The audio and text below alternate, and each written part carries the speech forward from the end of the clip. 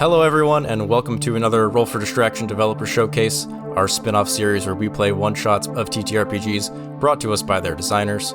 My name is Alex Vigna, producer here on the channel, and I am joined here today by my friend Kamala, who you can find a link to in the description. Real quick, before I turn it over to our guest GM, if it's your first time here, be sure to hit the subscribe button to catch our other actual plays right here on the same channel. We've played lots of different systems, so there's something for everyone, and drop a like and a comment to help out the channel. And now I'd like to welcome today's GM, Riley Rethal, to run a one-shot of her game, Galactic. Riley, I'll turn it over to you now. Introduce yourself to the people, tell us about the game we're playing today, and get us rolling. Hi, so my name is Riley. I am a game designer and writer, and today I have brought my game Galactic, which is a Star Wars-inspired belonging outside belonging game. And it is crowdfunding right now, hopefully right now. It should still be, yeah. With my friend Jess Levine's amazing Rogue One inspired supplement/sister game, Going Rogue. So you can get both of those games in a print book. We've got some really cool stretch goals. We have an actual play of each of those with some cool people, lots of cool stuff. So definitely check that Kickstarter out. Yeah, and I'll have a link to that in the description for everybody if you're listening along. But otherwise, let's get right into it. The original Galactic game has 6 playbooks, and we've each chosen one, obviously. So the 6 are the Ace, which is an Ace pilot, the Nova, which is my version of the Jedi, the Defector, who's like Finn from Force Awakens, the Diplomat, the Scoundrel. Famously, in the first edition, I accidentally spelled Scroundrel, and the Mechanic. So I am playing this Scoundrel. And we've got a Defector and a Nova to make up our group. And so I think we'll introduce characters, and then we can look at the pillars, which are sort of the world building of the game. And then we can ask our character relationship questions, which is my favorite part of the system.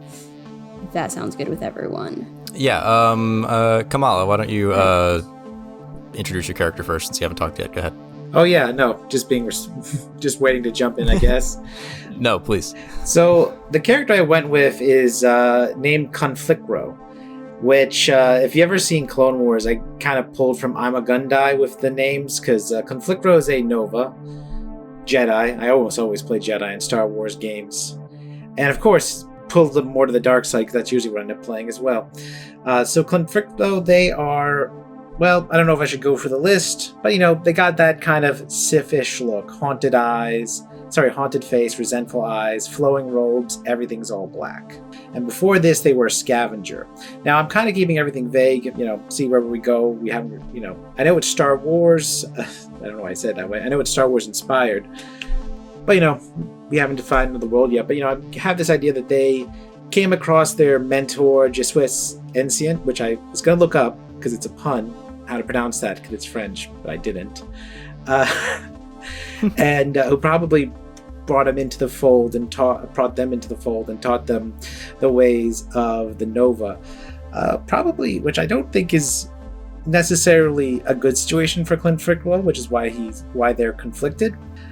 Which is why I gave them, everything they needed to be an effective Nova, an Astral Blade, and an ancient Nova text, but they don't have inner balance or a sense of belonging. So really just going through it. Yeah. Aren't we all? That was my idea. Yeah. Brought it on to whoever wants to go next. Alex, do you want to tell us about your Defector? Sure. So yeah, my playbook, my class is the Defector, which, as the name implies, is, former bad guy. I'm going for, again, leaning on the Star Wars inspiration, sort of a former ISB type. So think Callus from Rebels in the later seasons, or somebody like Lonnie from Andor. And where are we? His name that I wrote down, there it is, is Ven Ondel, or Ondel, depending on how you're feeling. Yeah, so going through the descriptors, he has weary eyes, his many years as a spy, and has, sort of curt to the point style of speech because military. The last straw for him was that he was not directly commanded, but commanded to command other people to shoot some civilians, which was the line for him. And he realized, he is the baddies, and he left. And he is calm under pressure. He is a good fighter, a good spy, as needed. But what he wants to be, what he is not quite yet, is at peace with his past as one of the baddies. And he also does not yet really fit in with his new environment among these rebels.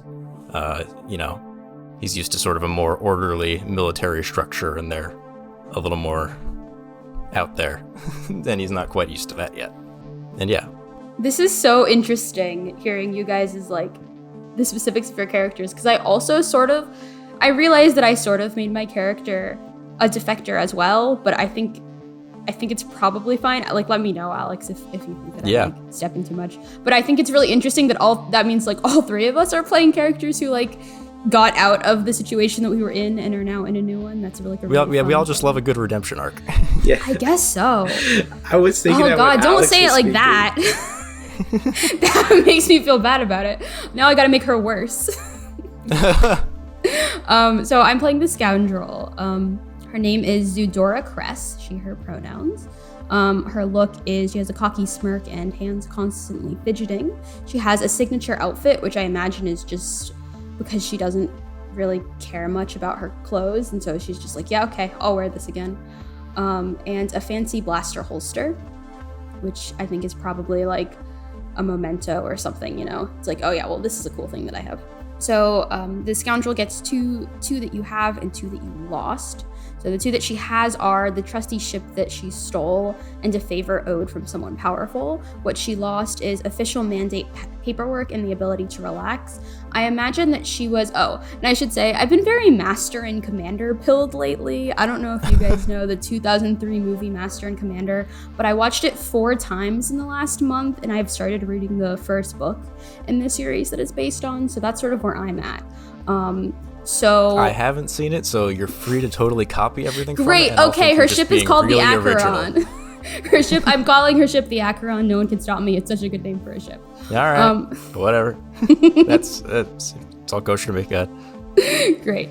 So I imagine that she was a privateer for the mandate, so not officially in the military system or anything, but just on contract. So that's what she lost, and that's the ship that she stole is from the mandate. Then 2 jobs that she tends to do is conning rich people and acting as a getaway ship with her really great ship, the Acheron. Very cool. I realized real quick I forgot to mention my style things. So I have my old uniform, which I wear kind of looser these days, unbuttoned, but could button up if I theoretically needed to and clean up and maybe blend in a little bit. And then a token from someone I love, which maybe when we get there, It's in his pockets. You guys don't know about it yet. Yeah, so now we can look at the pillars. There are 4 pillars in this game. If you know other belonging outside belonging games, they're called setting elements there. So there's the space between, which is the Force. There is the liberation, which is the rebellion or the resistance. There is the mandate, which is the empire. And the scum and villainy, criminals.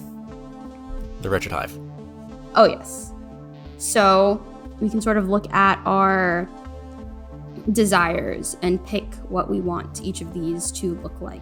So for the space between, the desires are solidarity, difficult choices, balance, intense bonds, and uncontainable emotions, solitary training, enlightenment, revelation, and unity with those who came before. I'm wondering if our Nova has any thoughts. Well, I was actually thinking uncontainable emotions would be interesting, because I always I named them Conflictro, but also just that I always liked the idea of that push and pull where, the Sith pull on their emotions for power, and it's presented as a bad thing because... Yeah, this game is sort of about being what if it wasn't? Yeah. So it would be interesting to play into the idea that the emotions aren't necessarily a bad thing, but, that'd be interesting to play with, that it isn't necessarily evil to be in tune with your emotions, because to be honest, sometimes the Jedi are a little weird in Star Wars with their aloofness. You can't keep that shit pinned up forever, Yeah. And then a second thing. I don't want to hog it, so I'll let someone else pick out the second one. I like difficult choices for the content. I think so. That's a good idea. Yeah, difficult choices and uncontainable emotions. What could go wrong? Yeah, nothing. We love that. 20-minute adventure in and out. Yeah, so the way that pillars work in this game is they have moves, so they're going to be moving tokens around, and so any of us can sort of step in to play one of these pillars or a character sort of within it when the story needs that. So next we have the mandate. I don't need to read all of the desires for all of them, but sure. What do the baddies want? Yeah, what do you think, Defector? Yeah, well, fair, yeah. I mean, I quit because of the untold destruction, essentially, so let's go with that. And if somebody else wants to pick a second one. I picked one for the... I have an idea, but I picked one for the space between. You cool if I suggest one, Riley? Yeah, go for it. I wrote all of these, so... True. It's true. They're all your suggestions in the grand scheme. I kind of like military expansion because that's kind of your classic evil army, fascist sort of thing. Always fun to kill a Nazi. That was the one I was going to suggest, so perfect. So then the liberation. What do we want? What do we want? This group. This weird little group. I like how most of these are things you would actually want, and then some of these are like for example, ideological discourse is like, this is what you would like to have in your game. Yes. Like that. Yeah, that's the idea. Right, It is a desire, not necessarily in the sense of like the group's stated goals, but like what do they tend to do? Right, what kind of story are we looking to experience? I do like imagination of a better world in the sense that like we are people who really explicitly have moved from something else to here. Yeah.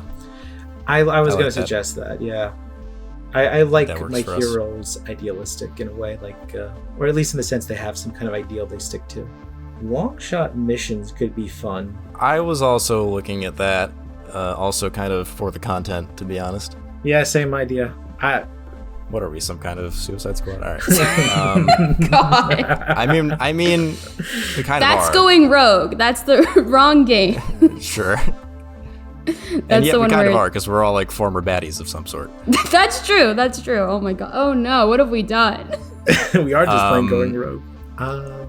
And then the last one, the Scum and Villainy. If someone wants to pick one of those first. I guess that's sort of my territory. Let's see. That is true. You are the scoundrel. I like strings to pull. It's fun. I'm looking at secrecy as the former spy of the group. Makes sense. Secrecy sounds fun, if no one's opposed. Yeah, I love that. Fine with that. A very shadowy Scum and Villainy. And then what's next? That's all our... All right, now we pillars. can go back. I don't believe it's in this play doc, but we each have 4 questions. Ask one left and one right. So in this case, because there's 3 of us, don't have to do any math about it. We're each going to ask each other one question. Piece of cake. And this is sort of going to get us into talking about our characters and our relationships and what our deal is. Why don't you start us off, Riley? Pick one. Sure, I have not even looked at these and thought about them yet. You could always bust out a D4 when in doubt. Ooh, okay. All right, wait, hold on. I gotta look back at your names. Van Ondel, what did you know about me before we met as the spy? Everything. No. And feel free to like make stuff up. Like, I don't know anything else about this character. Yeah. I knew that you had also worked for the Mandate, but the Liberation did not know that. And I haven't told them, because that would be uncool of me. Fun. But I do know that about you. And that's it would really change fun. people's opinions of you, if they knew it. Right, so I'm coming in there like, hey guys, I'm just a regular scoundrel, definitely did not have any sort of contract with the Mandate, hate those guys, always hated those guys. Maybe you did some smuggling, whatever, but... Just regular, totally illegal, not above board smuggling. How do you do, fellow criminals? So by doing that, you've made her character more like Han Solo. Have you read the novels or seen the Solo flick? Yeah, he did. Well, I haven't, so... Oh, okay. And then, why don't we just like kind of go around? So now I'll ask a question to Kamala. All right, wise Nova, what did you teach me recently? Okay, that's an interesting one. So it would be interesting if there's someone who doesn't practice what they preach because they're the type of person who gives advice but doesn't know how to use it for themselves. I'm sure we've all had a friend like that who gives great advice but their life's a mess. Because it would be interesting if they taught you about meditation to sort of channel and control your emotions and guilt, probably resulting from working with the mandate in the past. Especially because even though you didn't fire on civilians, you definitely enabled a system that was doing stuff like this that just because you didn't see it was definitely happening all the time. And I imagine that's probably put a sense of guilt in you, maybe even some anxiety in you. And maybe I was trying to help you deal with that through meditation and stuff, even though I can't control my own emotions. I like that. All right, so if we're going in a circle, I guess I'll end this, and then I start flipping it right back around. Back around, yeah. Yeah. Uno reverse card. What secret do you know about me? Everybody's got secrets about everybody.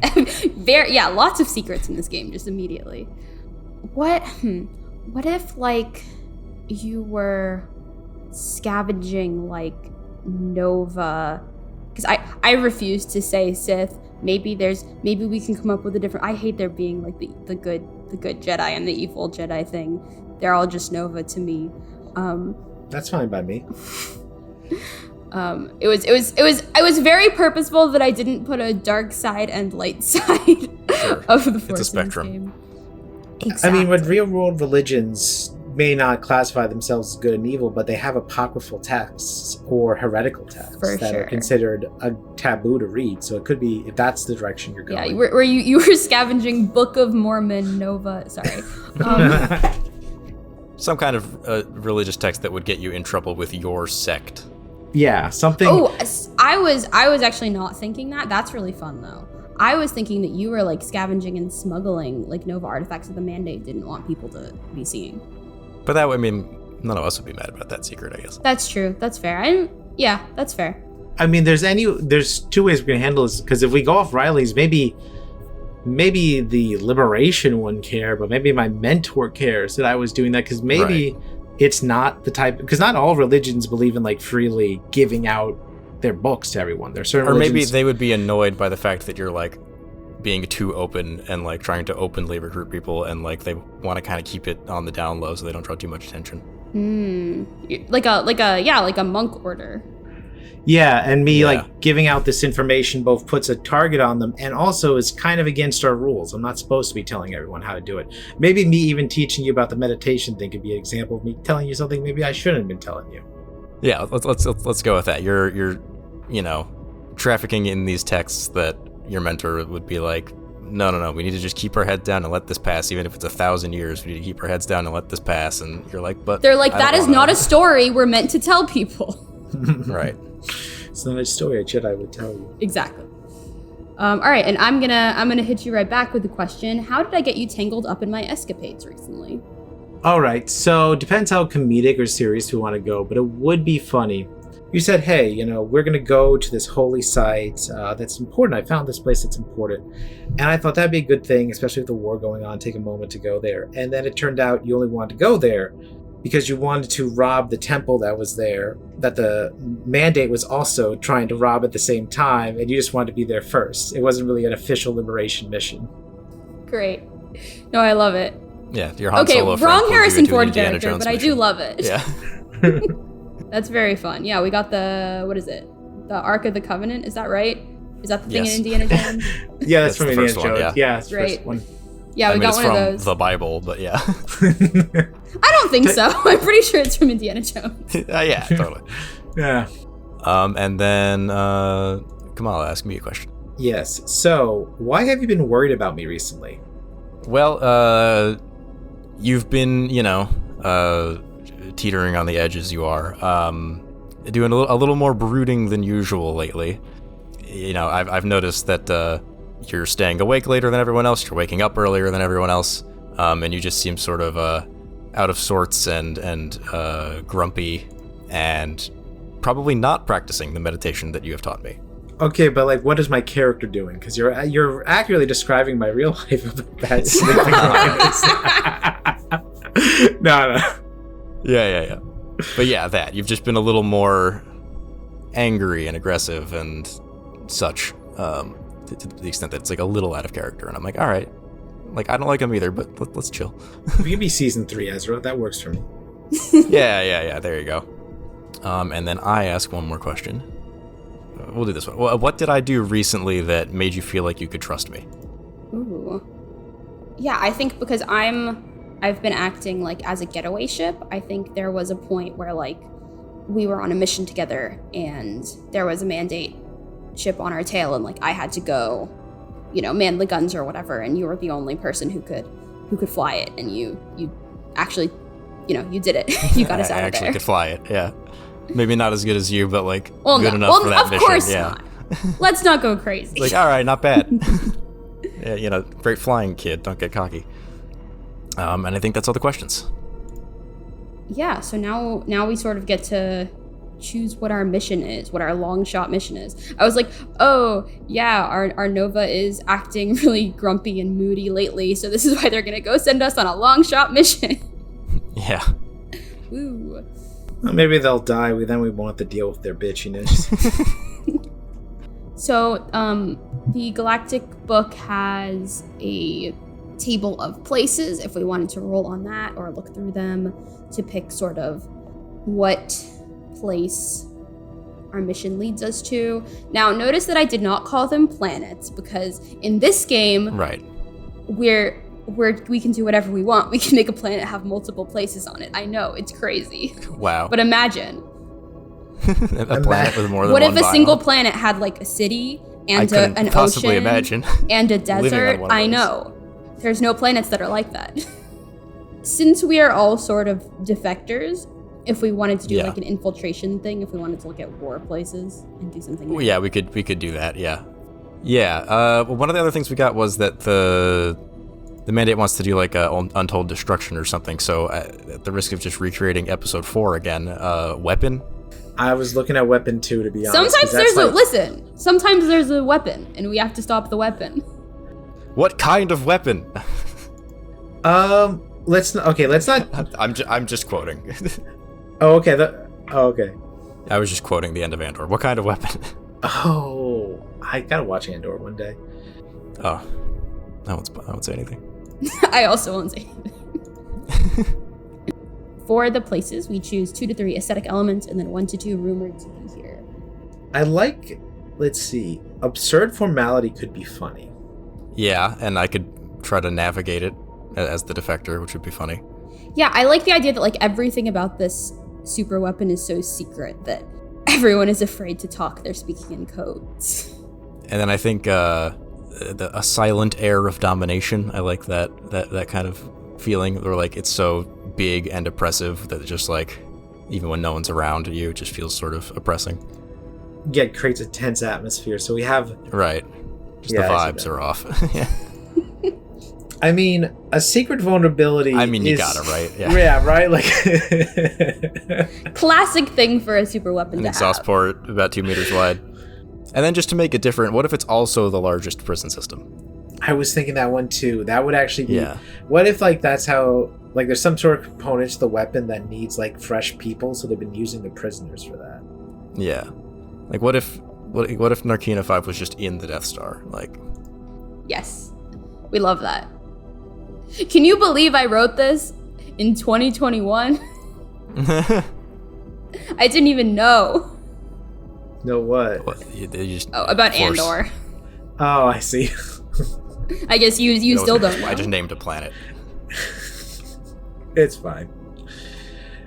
Oh, there's a planet that's entirely a prison in Star Wars? No. There's just a prison on a planet. It's a planet that's entirely an ocean. Oh, I see. Not entirely. They swim to an island. That's true. You're right. I'm sorry. I wasn't familiar with Tony Gilroy's game. It's true. He has a planet with 2 biomes, ocean and island. All right. Yeah, we got that. So we're going to our super weapon thing. Should it still be a space station, or honestly, be like a thing on a planet? I was actually thinking it might be interesting if this was an outpost. Like it looks like a prison, but the weapon is stored underneath. Ooh. So like it looks normal from the front, and that's kind of like how they. It looks a normal amount of fucked up. Yeah, exactly. Like a base, yeah. And so that's how they play it off. But miles beneath the ground, this weapon is there. Maybe it's like a big cannon or something that can just come up and like boom, or missile. Or they're building some kind of bomb, yeah. Missile, yeah, that's a classic one because then it's mobile. Or just a weapons factory for like droids or something. That would be. We'll find out when we get there, I guess. Big giant robots. All right, we got our place. What's next? Now we just start the game, I guess. Do we want to just say that we are on this planet? I mean, we could do another place for what kind of planet it is. We don't have to. I think for the sake of just keeping the show moving, so we don't hit time or anything. Yeah, why don't we open up with popping out of warp, whatever we call it, in your ship. I was gonna say our ship, but it's your ship. It is my ship. My ship that I stole. It used to be my ship, but whatever. Right. Well, no, you were a spy. You didn't have a ship. That's true. Maybe it was it was in your district. Perhaps. I believe that's still company property. Wasn't really yours then. That's fair. So true. But yeah, we pop out of hyperspace over the planet. Do you want to just roll for where we're landing? Not necessarily the whole planet, but the biome where we're landing. I mean, I was thinking like a coniferous forest, like big trees, almost a little not arid. What's the opposite of arid? Like cold, humid, and stuff like that. Yeah, that works actually. Like a cooler Andor. Endor. They really should have thought of that. There's only like 6 syllables in Star Wars. I don't know what to tell you. There's only 3 types of names. We pop out, we fly. How do we determine if there's like obstacles in our path? How do we do that in our no GM game? What's the procedure here? Well, if someone wants to move over to play the mandate, if we want to make a character for that or just play a move. Okay. Such as foreshadowing a larger threat, and then the mandate gains a token.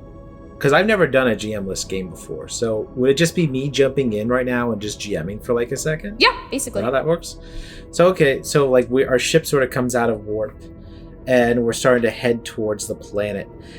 And as we're heading down there, one of the sensors on Zadora's ship picks up a satellite that had been left in orbit to sort of detect ships for friend and foes programs, creating a situation where maybe things can go bad since we don't have the proper, or at least I don't know if we have the proper IFF. What's IFF? Perhaps it's identify friendly foe. It's a thing. If anyone's ever played Mass Effect 2, it's a very important plot point, the IFF. Gotcha. I've never played a video game. Oh, well. Maybe I'll change that. It's a thing that basically a ship will emit a signal that basically says, "This is who I am." Kind of like in Episode 6 when they have the Imperial shuttle and they have to transmit the code. It's an older code, sir, but it checks out. That would be like an IFF. Gotcha. Which we might have, considering this is a formerly bad guy ship. I think the way Riley, you can correct me if I'm wrong, but I think like the way we then work is just sort of work through the scene as if it was a normal game and just sort of use our moves as appropriate, because our moves will just sort of pop in. So I guess since you're the scoundrel, you'd be the first one to know, right? Right after and who gets the token, me or the mandate? The mandate would get that token because you are foreshadowing a larger threat, which is that we might get noticed. Right, they could send fighters or something after us, yeah. All right, so thing pings off on your ship. What do you do, Zadora? And then we'll just sort of pop in while the scene starts. Yeah, let's see. I'm looking to use my vulnerable move, walk into a situation unprepared. But I'm not totally sure what that's going to look like. Are we parking the ship here? Are we... Maybe we come out of hyperspace too close to the satellite because it's a sort of a blind jump kind of thing. And it's like, shit, we immediately need to, Yeah, so I'm like flipping through all of the... Flipping through, that sounds very analog. I am like... Well... I imagine I have some sort of like data pad I'm like trying. I'm like, oh my god, what is the? There's got to be a code in here somewhere for this, right?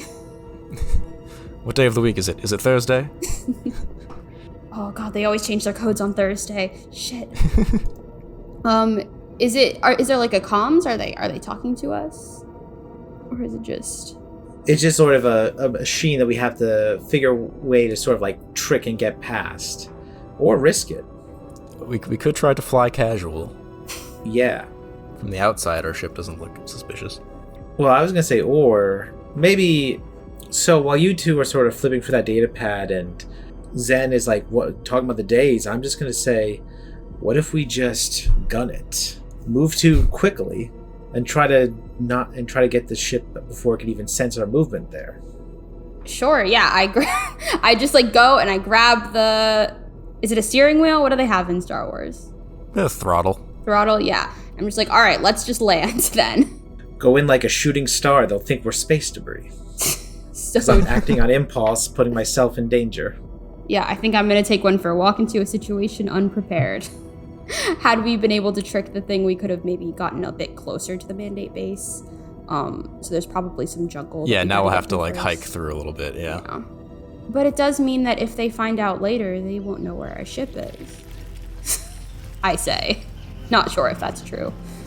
I think I got whiplash.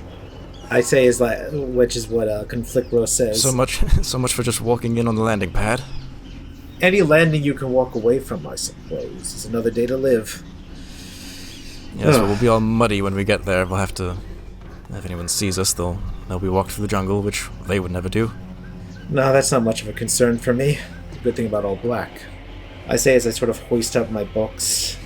When you get out, it's like a red clay mud, and it's like really obvious on your black clothes.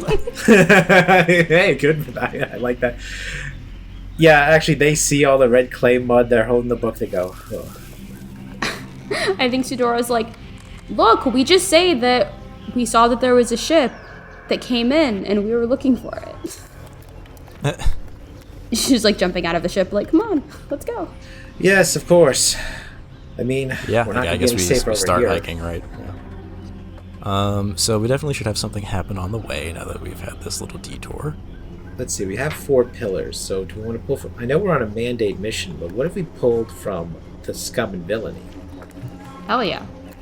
What are you thinking?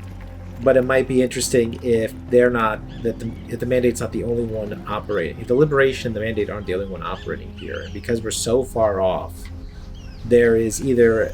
we're at risk of going through like an important sort of like smuggling operation that's going on, which could put us at risk. Or if we go around, we might end up wasting too much time and losing our opportune moment. You know what I'm saying? What if we brought in one of my relationships? Why don't we let Riley run this part if we're gonna BGM for a minute if we're gonna run into some potentially smugglers or something along a route here. Well, I might ask one of you guys to take over a character. Sure. But we didn't. So one of the things on the playbooks that we didn't mention before is each character chooses relationships that they have to start out. The relationships have traits, which then the traits have moves, which we can look at. One of the relationships that I chose for my character is the rousing ex I betrayed, which I imagine is someone who I was, I was doing smuggling stuff with, but they wanted to keep going with the Band-Aid. That's what the kids are calling it these days. Yeah, well, smuggling stuff. Wink. But they wanted to keep working for the Mandate, and I decided that I was sort of done with that. Broke up. I was kind of looking forward to being like, oh, it's like this character in Master and Commit, because there's we don't have to get into that if you guys don't know that movie. I've never seen it. I highly recommend it. Obviously, I don't have a name, but so Alex, I know that you said that you have. Sure, you've got a list of names. I'll pull up some glub shitto. Would it be relevant to even ask for their pronouns, or are Star Wars names just so nonsensical that I shouldn't even ask? I mean, I'm thinking they, them, so. Okay. Yeah, that sounds like a Star Wars. Yeah, Corin Devos, love it. Yeah, there you go. Boom. Their name is Corin Devos, and as we're walking along through the forest/jungle/mud on our way to the enemy base, we all of a sudden hear just sort of the powering on sound of a blaster rifle from a bush maybe 30, 40 feet to our left. Just a and we realize that we are being watched. How do you guys react to that initial Zadora immediately grabs her realization? own blaster. I sense hostilities. Yeah, thanks. Wow, the space between told you all that, huh? She's like muttering. It's quieter. No, it's more my ears. I'm pretty sure that was a blaster turning on. All right, who's out there? Show yourself. Sorry. What were you gonna say? Yeah, upon that call out, 3, just sort of mercenary smuggler goons come out of the bushes, as well as this ex of yours, Corin Divos. Do I recognize them immediately, or are they wearing like a mask or something? We'll say it takes like just a second because they're wearing maybe like a hood for the elements. And Classic. whatnot. But it, after a couple seconds, like, oh shit, you have to like look around at all of them. You don't recognize any of the goons. Corin's just sorry. Zadora's just like, you're kidding me. Does Corin react? Really? Here of all places. Am I third wheel to something? I think we both are. Says Ven. Me like deciding if Zadora would do like an introduction. Yeah, sure. I think she's annoying enough to do that. Yeah, we knew each other. Not anymore though. Pointing the blaster. She's like, well, you're outnumbered, so keep that up and you won't know anyone. Who is that from? From Corin. Oh, okay, great. Yeah, well, I was always a better shot than you anyway, so I don't think it matters, does it? Well, let's not test it if we don't have to. What are you doing here? We were here first, I should ask you. You still work with the Mandate, I'm not gonna tell you. I work for them. Sometimes. Oh, okay, that's worse. I think that's what she said. Paycheck's a paycheck. Yeah, well, that's where we differ, I guess. It's a little bit of a standoff here. Yeah, I'm trying to think of what we can do to move this We're forward. outnumbered by 1, but we're also, the main Is it characters, okay? We're also the so- protagonists, yeah. Would it be cool if I jumped in here for a second? Please. Mm-hmm. So I have a token. If I could spend it to use the space between to protect myself and others, what if while you are distracting them, I am using the space between to cause all their clips on their guns to just fall out? I'm just like basically hitting the release on them. More like batteries, but yeah. Yeah. So you're talking and my hand is just up there, just very carefully like trying to press the button from my mind. And then while you're in that standoff, there's just this little gas release sound as all their batteries fall down to the ground. Great, really good. Not, I assume just the goons, not Corin. I mean, we could turn off their gun. Yeah, we're just turning and off then, the gun. Sure, Yeah. yeah, no, that's fine. Yeah, that's fine. So I would think that as soon as that opening appears, that Ven would just like the goons really quickly. Oh, yeah, for sure.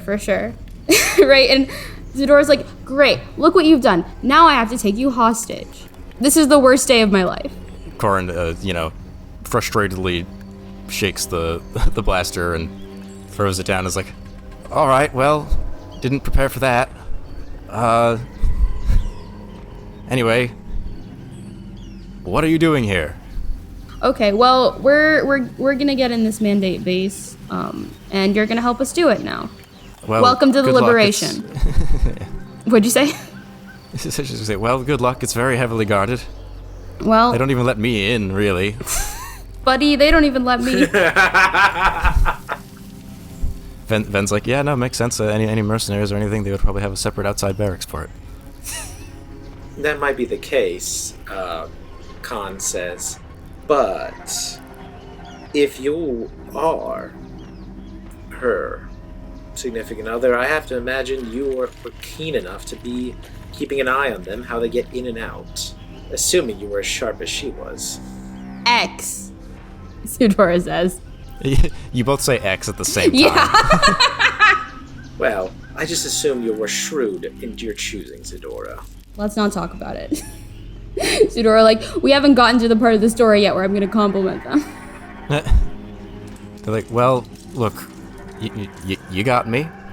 I'll walk there with you and tell you what little I know on the way, but I'm not going in there. I'm gonna trust them on that. Trust them on that. Yeah, let's go forward. I was just saying, like, okay, we walk, and then, like, the main thing that we learned from them on the way would just be that, like, only, like, authorized people go in. They have key cards, so we might have to get, like, a key card or something from somebody standing outside in order to get in. And then there's just this smaller mercenary barracks that they have some people who, like, patrol the woods. That's where they've been staying. But there's really nothing of use in there. Yeah, when she hears that you have to get a key card, Zudora's like, all right, well, then it's your time to shine. Yeah. So how about I feel like that's a natural point to trade off then. Why don't Riley, since you haven't really GM'd too much yet, why don't you lay out that challenge for me? Yeah, for sure. All right, let's see. And the mandate has 1 token to use. That's true. Sorry for saying that, Alex. Yeah, that's right. There's just like a mandate guard. I imagine that there's like a bunch of different little stations, different guards, but they're all separate. They're all separate little stations. Okay. Around this. Like little sniper towers, yeah. Yeah. They're not sniper towers, lookout towers. Yeah. And there's like a guy in there, and he's like video feed that he's supposed to be watching, but he's probably like on. I guess they don't have like phones really. I mean, they would have walkies. A data pad. Oh, a walkie yeah, is fun true. also. You could also be watching one of those tiny CRTs that you kind of carry around with you. Just watch. It's like a Game & Watch. It's like those portable DVD players that we had in the 2000s. Oh, those would be great. Okay, so he's watching Star Wars Episode 4: A New Hope. That's funny. He's watching Spaceballs.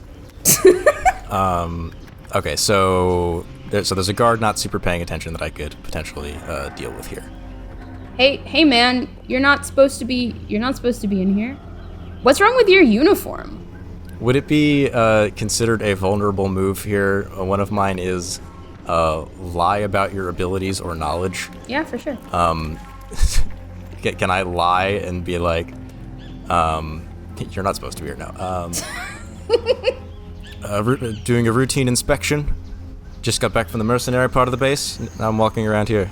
There was just an inspection like 2 days ago. Why are yes, they doing, well, doing and if you another had one? been in the proper shape for that inspection, we wouldn't be having another one right now. He like puts the DVD player away. It's like, oh man, I don't understand that. I feel like they're making this base such a big deal. It's like in the middle of nowhere. Let me see your ID, trooper. He like hands it over. Look, it's an old picture, okay? And yeah. And then he died. So we know who shot first now. Listen, I'm still a bad guy. Just because you're a bad guy does not mean you're a bad guy. And then I close the door to this tiny room. And hopefully we're good. And I walk out with the key card. And I say, let's walk to the other side of the base to go in, yeah? You smell like roasted pig. what? The smell of the charred body. Oh, sure. Jeez. Does a blaster do that much? That's crazy. I like take out my gun and like smell it. Like, Apparently human flesh and pig flesh are similar. Great. that's what they say. I think we've had enough preamble. Let's get inside this Yeah. wretched hive. I sense something a bit odd. Hundreds of voices just moving about, aggressive, annoyed, angry. There's a lot of people in there, and not all of them are soldiers. They're keeping people here. Well, maybe we could get some of them to help us. Then yeah, we'll go to the door and open it and go in. Yeah, what do we think it looks like in there? I mean, like a dramatically long hallway, right? Oh, I mean, that's a classic. No railings. Are we going for the dark, moody aesthetic, or are we going for like the bright iPhone aesthetic of the 2010s? I'm a What do you fan think of the- what do you evil think the iPhone background is? aesthetic. Yeah. Okay. I think it's bright. I think it's like annoyingly fluorescent in here. Maybe not like all white, but like light gray, polished metal if I'm taking over as cinematographer for a second, I think, we'd go through this long hallway, maybe find a spot where I can, get a fresh pair of boots from an unguarded closet or something, and then go through another door and come out into sort of the main area of the base, and it would be this sort of giant, panopticon jail, like a big round room with cells all around the outside, and then something in the middle, some kind of weapon. Maybe the Nova describes it because maybe it's like a force weapon of some sort, and it needs life force from the jail or something. Ooh. Oh, that'd be so cool. Okay, I was actually thinking a little bit about that thing from Rebels where it was like a Tesla thing to fight the Mandalorians. Oh yeah, the armor fryer. Yeah, the armor fryer. It had a name. So what if... Yeah, I'm not going to remember it either. But it was like this bit... So what if it's as we get close to it, you notice me starting to sweat and grab at my chest. As I start saying, something just feels off. And as we arrive there, I'm like, ugh, what is this thing? It's wrong. It's worse than a void. It's like a black hole. It sucks in the very connections between people, leaving them empty, hollow, worse than dead, just trapped in their own head. Who would make such a device like this? Something that cuts you off from everyone else. Sorry. Sorry? You knew this? Well, I'm joking. That's out of character. Okay. Didn't know if that was going to be some drama we went wrong. No. I mean, indirectly, I'm sure Yeah, you orchestrated to this, but yeah. The campaign to get the land to... So do we want to say, we can't even see the thing? It's at the bottom of this black pit? Yeah, that might be good. And I'll even be like, I can't believe my master thinks we can just sit this out. They're not just attacking the world, they're attacking what needs to be alive. And you worked for them? Now is not the time, I don't think. This is, frankly, all quite above my pay grade. Now is not the time? I feel like anyone who would be okay signing off or working with something like this. I clearly wasn't okay with it. Okay, maybe the device is making us fight. Or maybe I'm reacting with scorn or doubt to something or someone you do not understand. Ooh. To think I shared knowledge with you of my faith, and you worked for an organization that made this.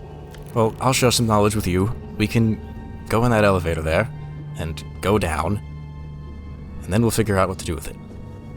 You stay in front. At least I feel safer walking next with Riley, where I'm not worried as much about or Zudora probably. Who's Riley? Zudora, did I say your real name? Sorry, Zudora. I'll feel more comfortable walking next to Zudora. At least I'm comfortable knowing she would never work for an organization like this. Zudora just doesn't say anything. Is Corin still with us? Did we... Oh, true, yeah, we just forgot. Yeah, I think we just left them outside. Yeah, okay. Like a dog.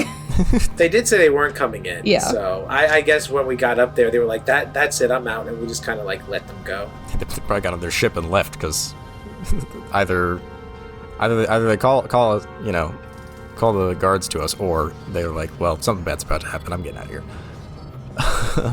We'll deal with that later. Way to find out. So yeah, we go down, we open the elevator. Does someone want to...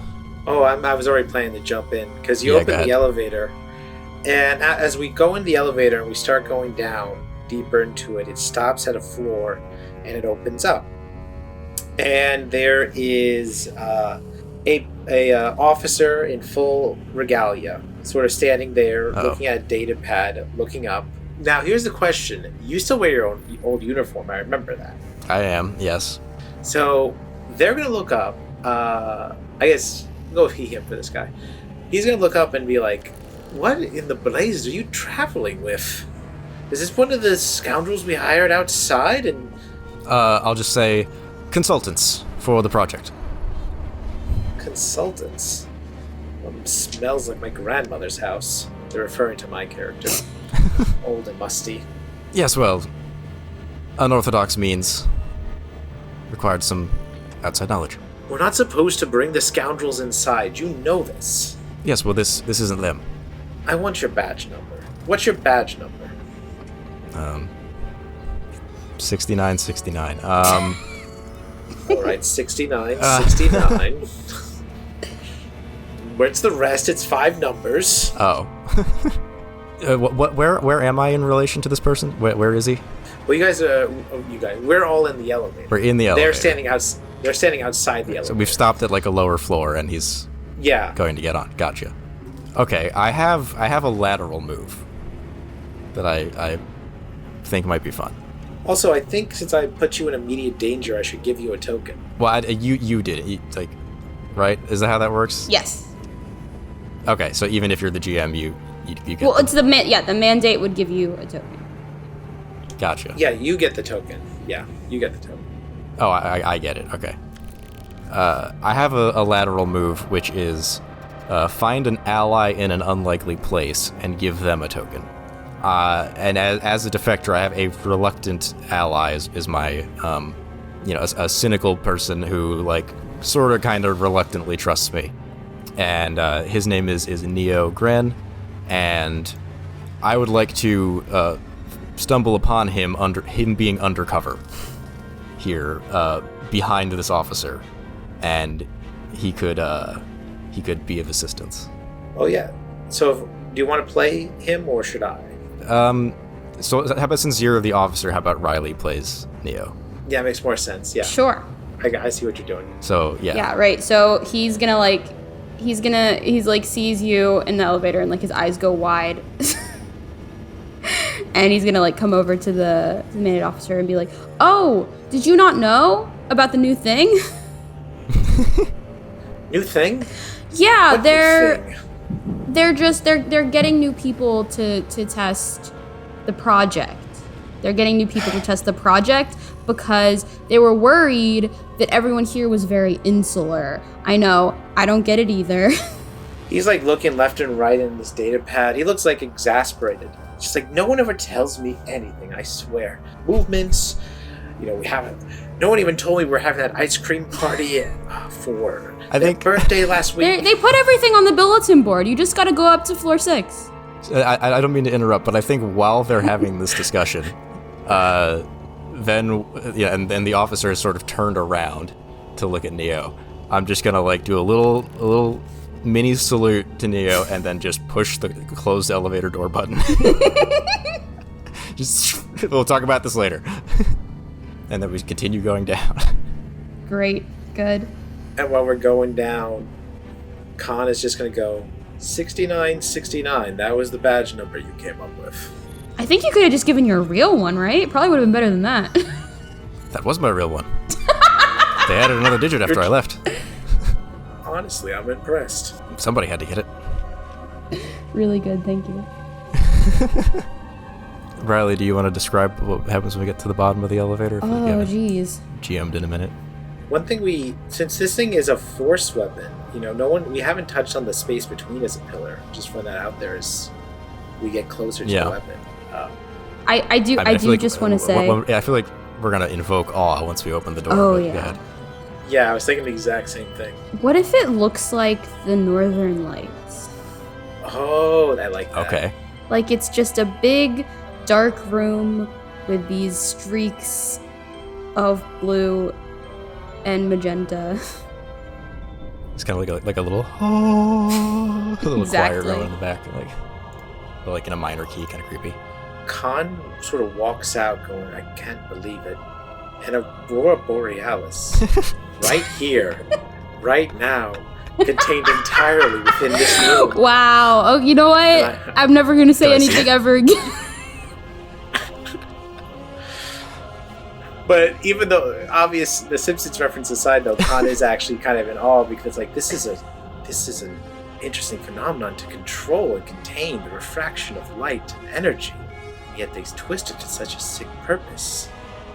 Is a natural phenomenon of vergence in the space? I'm going to give artificially constructed the space between the token for invoke awe. Should write that down. And actually, I'll even go a little further. Khan is going to pull out from the satchel the book, and they're flipping through. They're trying to see if they've heard of anything like this before, and we're going to say haven't. It's not in the sacred texts.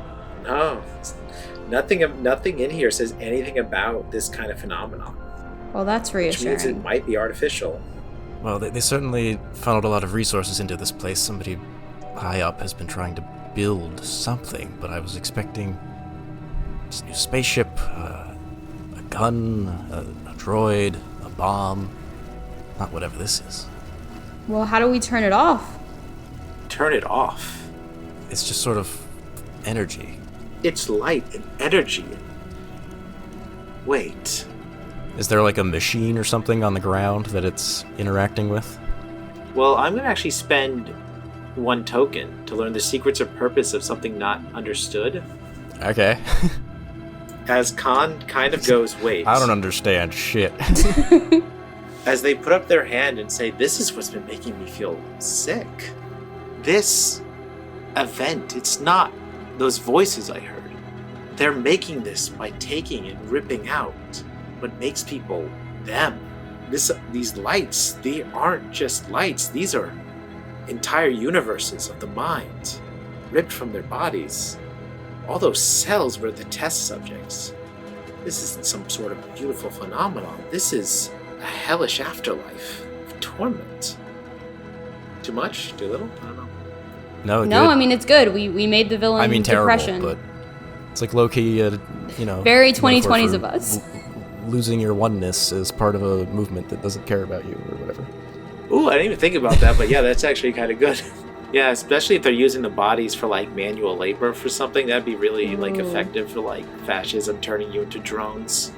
Very 1920s of us.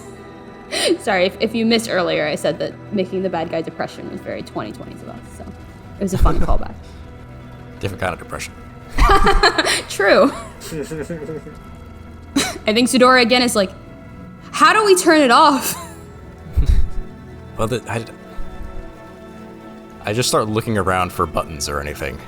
Where are the other buttons? Is there any sort of interactable in here other than the space lights? God, You have to make a move to know that, or... I don't know if there is anything.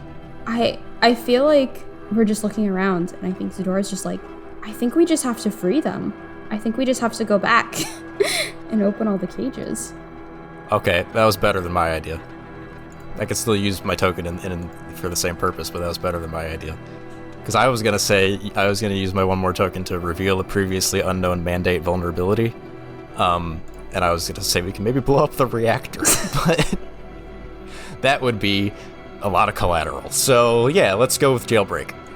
If I can interject and take over the mandate for Please. a second, what might be interesting is, as you say that and say, okay, we need to go back, we hear footsteps coming from the elevator hall as somebody in this white, perfectly clean attire with Director this Crane? jingling sound of metal around their waist is walking forward and saying, we'll make it a woman, so she, with she, her, and going like, no, I don't think we'll have that. No, I've worked quite hard to create this effect. Real quick, as you're talking about this, are you talking about my other relationship person? I don't Or know. is Do you have a Oh. relationship person? Because this could be her. It wouldn't be that weird. We could just fold that in with my idea. Entirely up to you. I think that's a good If you, idea. if What's you, your if you relationship want to person? look, they're there on my defective Okay, character my sheet. old character wants me dead. Okay. You know, actually, this might work very well. So Keela Bondaro. I thought something was odd when I got a ping saying that your badge was being searched in the base. She says the clinging that's sort of in around her waist that I was mentioning earlier, I'm going to rethink that to her being a rifle she's carrying around. I mean, if you were thinking sword fight and you want her to have one, I'm not going to stop you. Okay, I wanted her to have a sword. Hell yeah. I didn't want her to have a sword. She's an officer sword, yeah. Yeah, you know what? Swords don't only have to be a Jedi thing. This is not Star Wars. It could be a thing other people Yeah. have. I found a tweet that I made like years ago now that I was like, I just want to say that in Galactic, Astra Blades are actually really shitty weapons, and the Nova are just the only people annoying enough to want to use them. I like that idea. Because you know what? that also works with an officer, because an officer would absolutely bring a sword to a gunfight, because that's what real life officers they got did ceremonial at many points swords. in human history. Yeah. Yeah. So yeah, no, back to the scene though. Keela is like, then, walking around in the mud, I see. And I don't just mean these stains on your pants. Zadora's had her blaster out this whole time, by the way. I mean, yeah, I think I have to. Maybe not pointed, but just, out. She sort of pulls out her sword, igniting its red blade. Guns, how quaint. But I have guns of my own as well. This is my base, after all. She says this, she snaps her fingers, and there are some emplacement gun turrets as well, just so it's not just a sword thing, so there's a little more threat. Sure. Some goons. Well, I was thinking more like turrets. So what does everyone do? Because the mandate's going to take a token. Yeah. For creating this looming threat, but now everyone has a chance to respond. I mean, I have the move when a fight you didn't start, but I don't want to pull that yet. Well, you might need to, depending on what I do here. No, that's fine. I want to let you go first. I mean, I have a move literally called Triumph over someone or something which once oppressed you. I mean, literally my boss. Yeah, and you have a token. You can spend that. I have it. I think I will spend that. To Riley, because I think this might be a good time to explain something. So, Alex is spending that token. So the way that works, presumably is that now we'll just work together and describe, like, how essentially Ven topples over... I already forgot her name. Topples over Keela in this fight. Yeah. Okay, so yeah, it's sort of like Worldwide Wrestling RPG in that sense. So yeah, let's work together to sort of describe the situation. So I'm thinking, she makes that comment about rolling around in the mud sort of as a metaphor for hanging out with the rebels. I'll say that as, she finishes saying that, I start shooting at her. You all presumably also start shooting, and we just kind of like run toward her to close the distance so that we're then kind of like under the nose of the turrets that are a little high up. Okay, that works. And we while get you're lucky. Shooting, just to add a little bit of embellishment, while you're shooting, she's moving her sword up in a very expert dodge, dodging some of the shot, like blocking the shots. Classic Star Wars move. Yeah, I'm not really even trying to genuinely hit her. I'm just trying to keep her back there as we all close this distance so that we're then under the blind spot of the turrets. And then once we get there, a fight ensues, right? You two with the sword, we occasionally get a shot off with the pistol. But 3-on-1, she can't beat us. And eventually you two are really having most of the sword fight, and I manage to shoot her in like the back of the calf with my pistol. And she goes down on one knee. As she falls over in pain, I'll just, epic sort of one-liner. Even if you think they're mud, I'd rather them be in charge of the galaxy than us. Any day. And then I shoot her. Banger. Let's go. What am I at? 5? 5 what? Kill count. Oh. Oh, I see. Oh, don't worry. Your time in the mandate costs much more deaths than that. Yeah. I'm kind of numb to it at this point. And there's got to be like an alarm going at this point, right? There probably will be in a moment, yeah. I will say one more thing before we hit the elevator. I'll pick up her blade, and I will offer it to Khan. I'll be like, would you want 2 of these? Khan. Oh, Khan. Yeah, you. Well, red and green go well together, I suppose. Since Khan's current blade Space is green. Christmas. Besides, she's not going to be needing it anymore. Quite. You feel any lighter? I will when we're out of here. And Khan is being a little bit nicer to you because you killing that officer kind of reminded Khan, oh, right, he defected Right. from earlier when I was like offended at the whole notion of this. Yeah, and then we get back in the elevator and go back up to the prison level. I was initially going to use my reveal mandate vulnerability thing, but I'm out of tokens now, so let me see. Maybe I'll be the bad guy now for a second. What do we got? We got 1 token here. I think Zudora is just running, trying to open the... Do we think that she can just open it? Is there like a... Can she just like shoot the lock, or... I feel like you could do that on a 1x1 basis, but it would take so long to do that for all of the cells that it wouldn't be practical. I think we need to find like a master switch. Okay. I think maybe you're saying that out loud as Eudora is going 1x1 and shooting the locks. Right. Like, too slow. We don't have that kind of time. They'll be on us. We've got to find a master switch of some sort. If I could just make a suggestion real quick. You have one token, and one of your strong moves is reveal that you stole something earlier. That is so true. Thank you. You could literally just say you stole the keys to the cells off of Oh Keyless' my God. dead body. Oh, That's it was true. before she was dead. It was during the fight. I'm a great pickpocket. Oh, yeah. Okay. Just for the style points of it. Yeah, exactly. She's like, oh, do you think this might help? Yeah. She's like halfway across the prison, like running back. Like, okay, here you go. And then, yeah, you jam the key card in, simple keypad comes up, and you go, you select all, and then hit open. It's like, are you sure? Yes. And then while he's here, we'll get on like an intercom and kind of announce across the base the name of a landing pad or something. Like, everybody meet here. There's more of you than there are of them. Get to these ships. And yeah, we kind of move, again, man, Kamal, you really got to watch Rogue One. We kind of Narkina-5 our way out of here. I actually have seen Rogue One. Not Rogue One. He meant Andor. Oh, okay. Yeah, we one way out, our way out of here, with the prisoners, and work our way up. And then I was gonna have some kind of bad guy interjection at the end here. Well, I mean, if you want to do something bad, you can always do something to all the remain. I mean, bad is sort of a funny word, but some people would consider it much to attack the soldiers if they're unarmed. If you want to do something like set off like something in the barracks or something. I don't want us to do anything bad. I mean, I want like the mandate to like get in our way again. Yeah. Yeah. Misunderstood. I'm not saying like, let's just do a war crime for fun. Okay. As much as that is Aww, TTRPG. just one? And if you're good, you can have a little bit of war crime as a treat.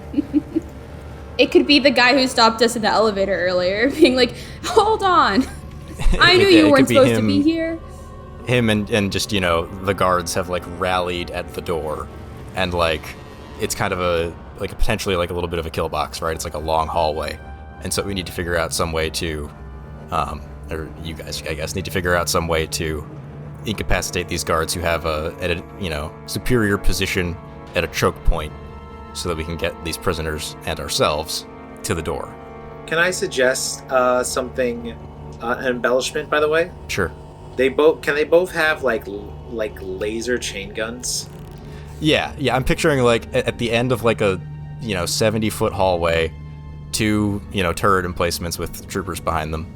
Yeah. And then maybe like 6 others with just like regular E11 like rifles, and then the one officer.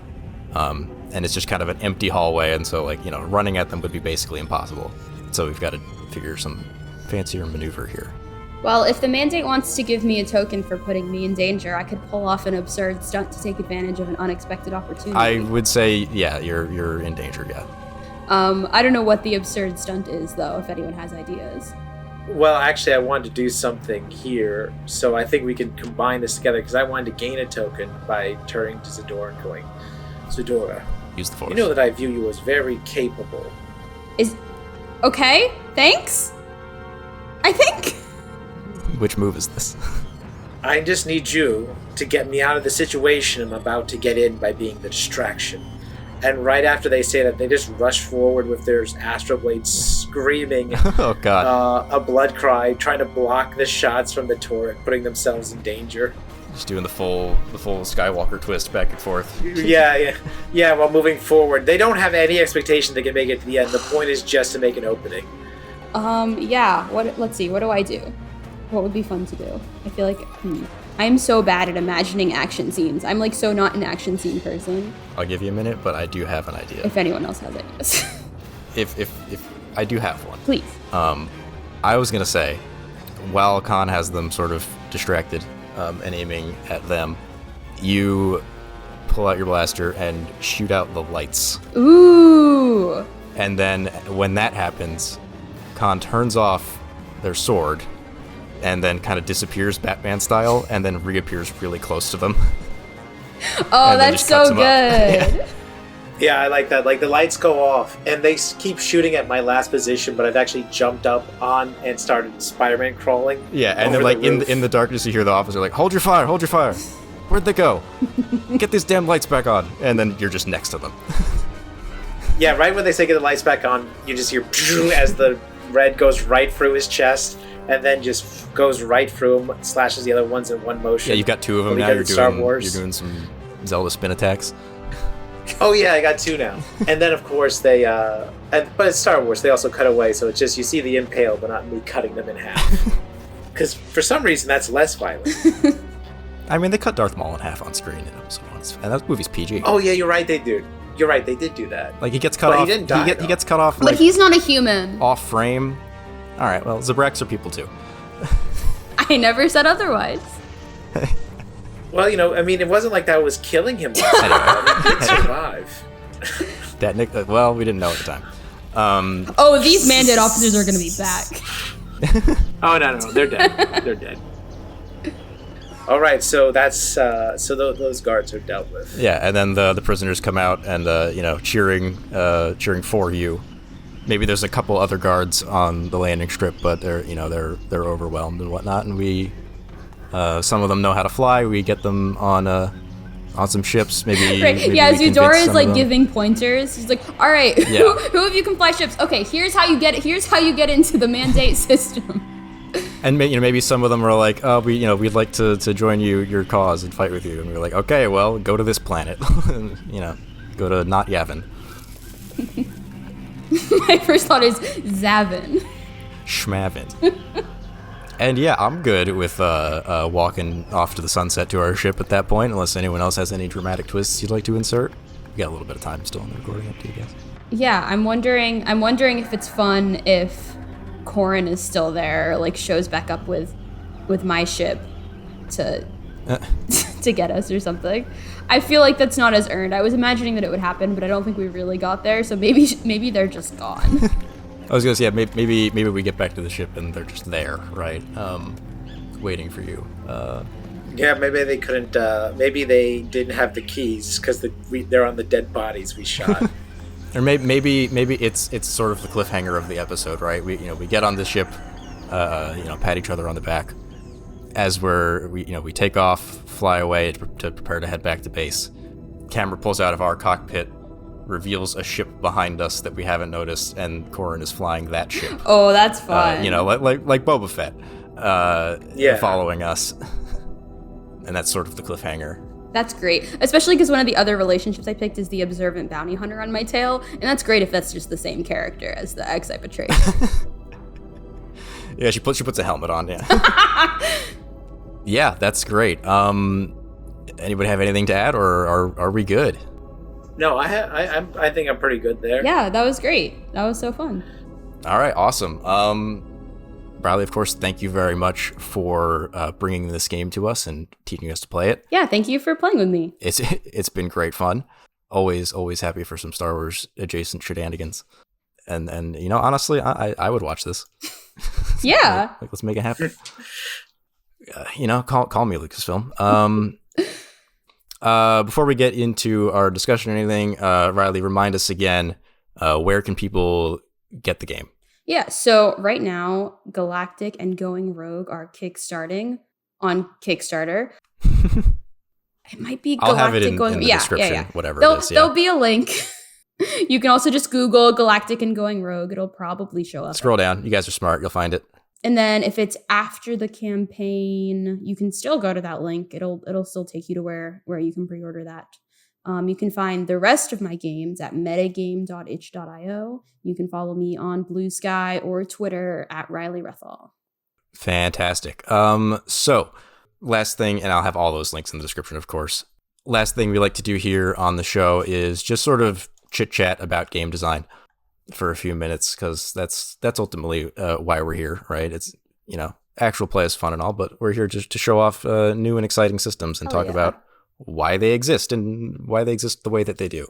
If you don't mind me, if you have one, go ahead. I have one loaded, but go ahead.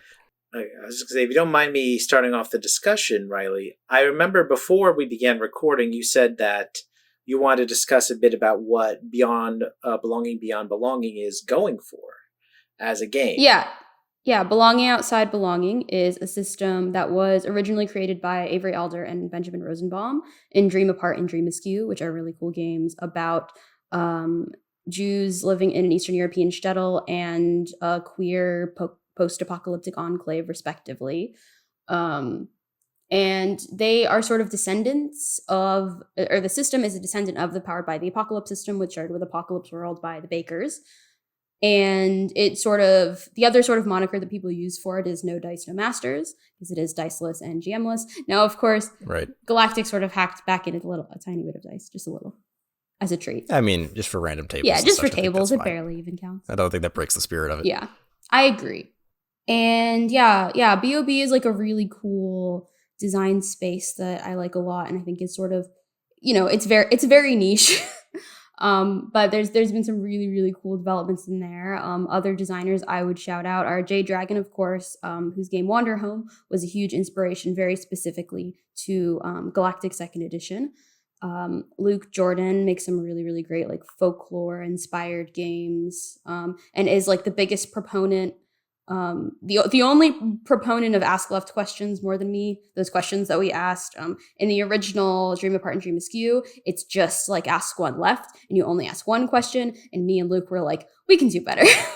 We can ask more questions. Yeah, no, I think that's a great improvement, honestly. Yeah, I know that they sent me like a draft of a 2nd edition of Heaven in the Dust, which is a game that I absolutely love. That's about like Greek mythological gods in the Dust Bowl it owns, and they're making a 2nd edition, and it has like 7 Ask Left questions. It's great. Okay. I was like, man, it's like an Ask Left questions arms race. I gotta get on this. Yeah, I'm playing for a home game. I'm gonna play Heart the City Beneath soon, and that has like 3 or 4 that you asked to your fellow party members as well. It's something I really enjoy in systems like this that are very character motivated. Yeah. It's a great prompting system. It's because like if you're playing something sort of plot GM motivated, you can just be like, write a backstory, I'll tell you what's going on, and that's fine. But if you're going to make it super character motivated, I think it's really helpful to have those questions.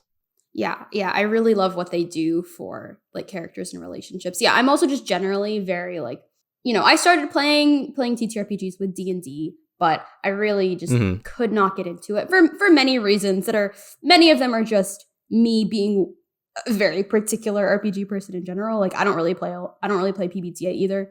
I don't really play a lot of stuff with GMs generally.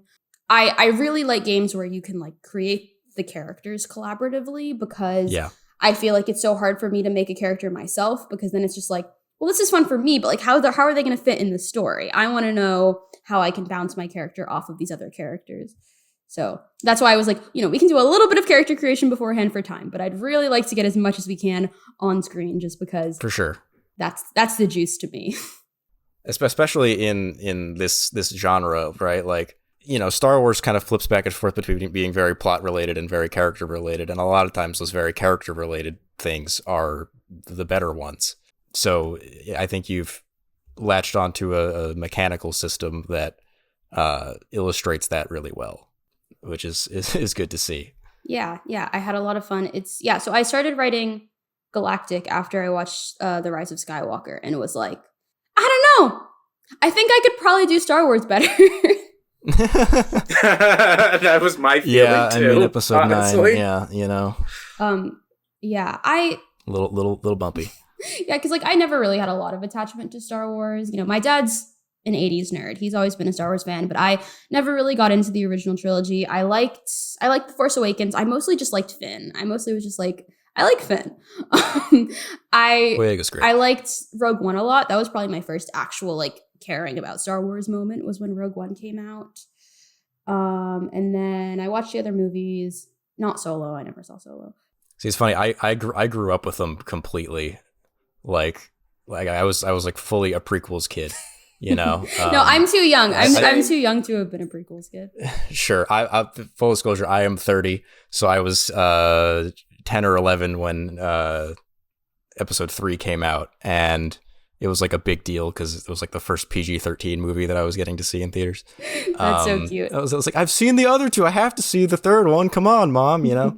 Oh, were the other ones just so I went PG? with my dad. The other two were just PG. They were all PG until...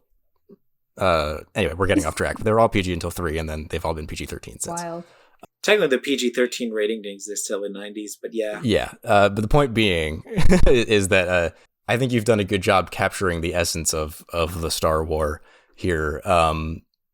Despite that, I would have thought that you were, someone who grew up with it and lived and breathed it. So, well, thank you. Maybe you do now, but you know what I mean. Yeah, it's very funny. I keep wanting to be like, look, I didn't care about Star Wars until Andor. Pay no attention to the fact that I wrote 2 editions of Star Wars-inspired TTRPG before Andor came out. Maybe a little before that. Yeah, I want to jump in a little bit on that actually, because honestly, I assumed you were very into Star Wars because you made a game based on Star Wars, 2 of them. It's a fair assumption. Yeah. And you did a really good job with them. So I thought, but it's interesting to think you did this basically just going off a vibe for the most part, because you saw just like a few of the films. It's really funny how little I knew about the original trilogy, because I had technically watched them at the time. When I got into Rogue One, sure. I said to my friend who like is obsessed with Star Wars, like, I want to watch the original trilogy. So we literally watched like all 3 of them in a row in her basement. Not a good way to watch movies for me. It was a lot. It was a lot of time. I truly don't think that I truly don't think I was paying attention by the last one.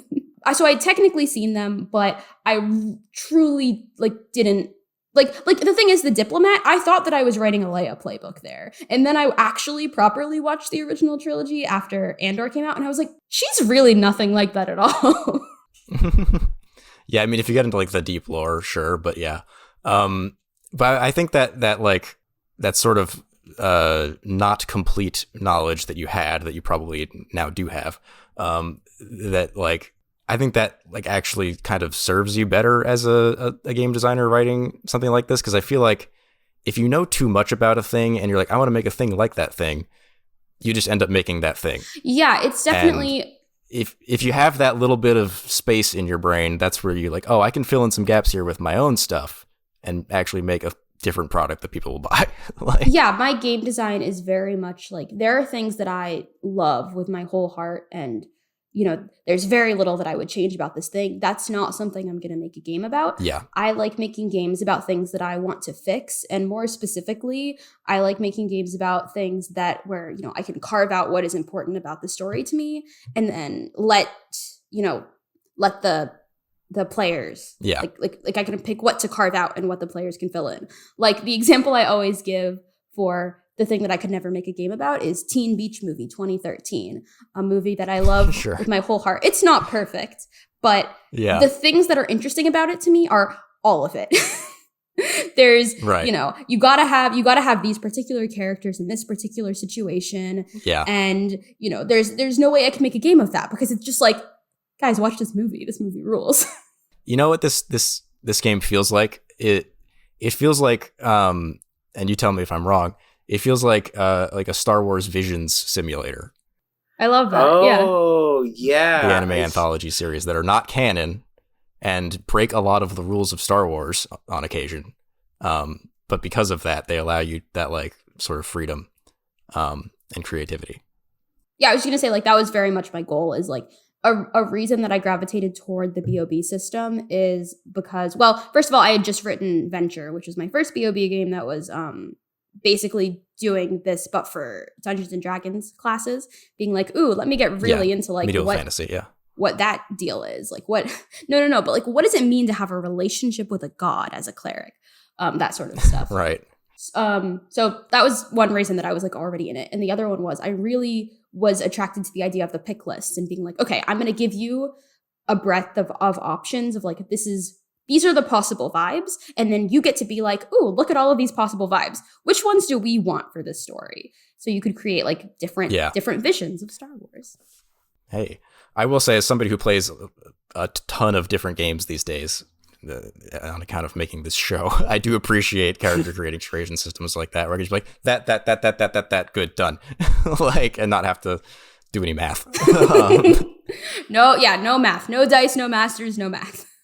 I say that as somebody who, my own game development swings both directions. I've got quick stuff and I've got super mathy stuff.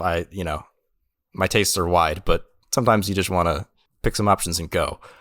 But anyway, we've chatted for the amount of time that is allotted, and it's been great. But we do need to get going. Quick before we go, Kamala, thank you for being here tonight. Let us know where we can find you, and if you have anything you'd like to plug, the floor is yours. Sure. Yes, so you can find me at, pretty sure this is still my ad on Blue Sky, and you can find me at Kovac on Blue Sky, and you can find most of my products through Far Horizon or through Friendly Neighborhood Gamer on DriveThruRPG and on Itch, Kovac at Itch. And for things I plugged, I'll just say that, we recently, as we did on a podcast earlier, released We Dig Giant Robots, and the POD version is going to be available soon. And we're hoping to do a Kickstarter either this year or next year for our next project, Petmon, which will be a Digimon-inspired game, but we're just working through that right now. Diceless as well, fun enough. For my first Diceless one. But yeah, that's the only thing I thought I'd mention. All right. Well, yeah, links for that stuff in the description as well for everybody. And as always, if you're looking for more of me, this is my channel. You're in the right place. Hit subscribe. Like, comment, all that good stuff. If you'd like to support the channel and you can't think of anything else to say, just tell me the name of your favorite Star Wars character in the comments. That is all. We'll be back pretty soon with more of this. We've got our ongoing Lancer series. In the meantime, I've got other projects I'm working on. Just a shit ton of links in the description. Click on whatever tickles your fancy down there. And we'll see you soon. Goodbye, everybody. Goodbye. Bye.